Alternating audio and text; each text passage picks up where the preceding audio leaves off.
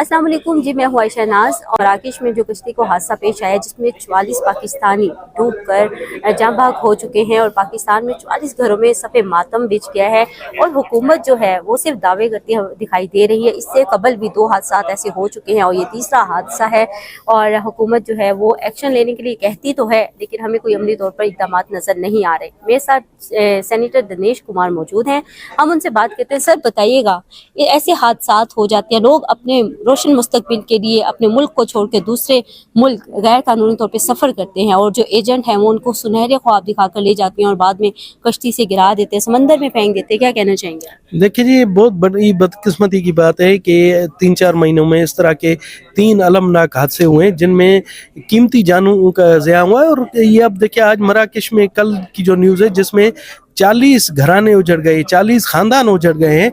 और इसी तरह से पहले जो यूनान में हादसा हुआ था उसमें कितने, सिर्फ हम यहाँ पर बैठे हुए बातें कर रहे होते हैं, उनके सदेबाब के लिए कोई नहीं कर रहे हो। तो देखिए, अगर आप यहाँ पर बेरोजगारी खत्म करेंगे, मुल्क में अमन अमान होगा तो कोई भी बाहर नहीं जाएगा। और इस तरह से यहाँ पर एजेंट माफिया का कब्जा है।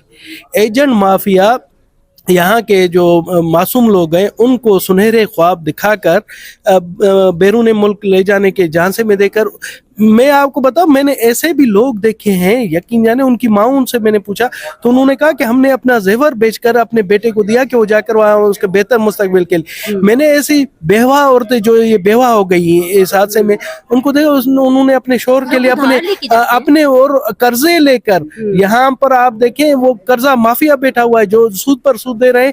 उन्होंने एक एक पाई जोड़कर अपने बच्चों के लिए दे, और उनको अब वहां से पता पड़ रहा है कि उनके जो चमन था, जो बाग था, वही उजड़ गया। तो अब उनकी हालत क्या है? एक इंसानियत सोच वाक़या। मगर हमारी एज ए पार्लियामेंटेरियन, यकीन जाने मैं बहुत ही शर्मिंदा हूँ और मैं कुछ भी नहीं कर सकती। जब भी हम यहाँ बात करते तो हमें कहा जाता है जी FIA ने ये किया वो। अगर FIA ने या हमारे जो गवर्नमेंट इदारे अगर इस तरह से इन पर नहीं कर सकते तो ये हादसा क्यों बार बार हो रहे हैं? ये क्वेश्चन मार्क है। मैं समझता हूँ जैसे आज खबरें चल रही कि जी 40 पाकिस्तानी समंदर में डूबकर 44 पाकिस्तानी समंदर में डूबकर मर गए। मैंने कहा, डूब कर मरना हमारे ऑफिशियल, हमारे गवर्नमेंट इदारों को चाहिए। शर्म नाम की चीज है, पानी में डूब कर मरना चाहिए। मगर ये चीजें आप देखें कि यहाँ पर इंसानियत नहीं है इस चीज पर। सर, ये 44 घर नहीं थे, 44 कहानियां थी और उस कहानियों के पीछे जो दर्दनाक कहानियां हैं वो ना आप जान सकते हैं और ना ही हमें इतना पता है जब तक हम खुद जाके उनके घरों से पूछे ना कि क्या हालात थे, किन हालात में उन्होंने डिसीजन लिया, क्या ख्वाब सजाकर वो गए थे, शादीशुदा भी थे, बच्चों वाले भी थे या कवारे थे, क्या थे। आप देखिए, आप भी बच्चों के बाप हैं, हम भी बच्चों वाले हैं। तो हमारे बच्चे जब ग्रो करते हैं, हमारे ख्वाब बढ़ते हैं, हमारी एक्सपेक्टेशन उनके साथ बढ़ती हैं, हमें अपना रोशन मुस्तकबिल उनमें नजर आता है। और यही नौजवान रोशन मुस्तकबिल का ख्वाब सजाए और गैर कानूनी तरीके से लेके गए। पार्लियामेंट के अंदर कमेटियों में भी होते हैं, FIA को बुलाया जाता है, साथ में जो सिक्योरिटी के हमारे इदारे हैं उनसे भी पूछा जाता है। उसके बावजूद ये माफिया इतना सरगर्म है, इसको कैसे रोकेंगे, कैसे हुकूमत एक्शन लेगी? हमने तो पहले जब हादसा हुए हुकूमत को यही सुना कि हम लोग कार्रवाइयाँ कर रहे हैं, हम लोग इसके खिलाफ कड़ा एक्शन लेंगे। तो कड़ा एक्शन किधर है? हमें भी नजर नहीं आ रहा। क्या आपको नजर आ रहा है कड़ा एक्शन?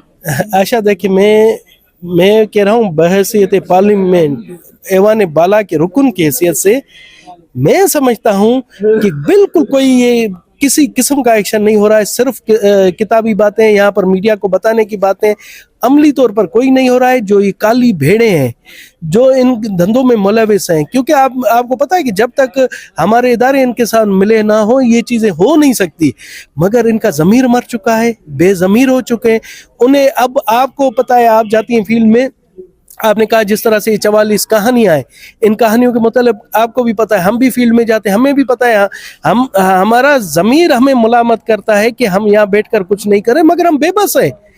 इस तरह से ब्यूरोक्रेटिक, इस तरह से ये जो काली भेड़े हुई हैं, इनके इतना इन्फ्लुएंस है कि हम बहैसियत पार्लियामेंटेरियन कुछ नहीं कर सकते। तो मैं समझता हूँ कि मैं अपनी शिकस्त तस्लीम करता हूँ। एज ए पार्लियामेंटेरियन मैं समझता हूँ मेरे लिए डूब मरने का मकाम। Thank you so much sir. जी बिल्कुल, दिनेश कुमार साहब जो हैं वो दर्द दिल रखने वाले इंसान हैं और उन्होंने यही कहा कि मेरे लिए शर्म का मुकाम है, इदारों के लिए शर्म का मकाम है और ये इक़्तिदार में बैठे हुक्मरानों के लिए शर्म का मकाम है कि वो ऐसे वाक़यात होने से नहीं रोक सकते।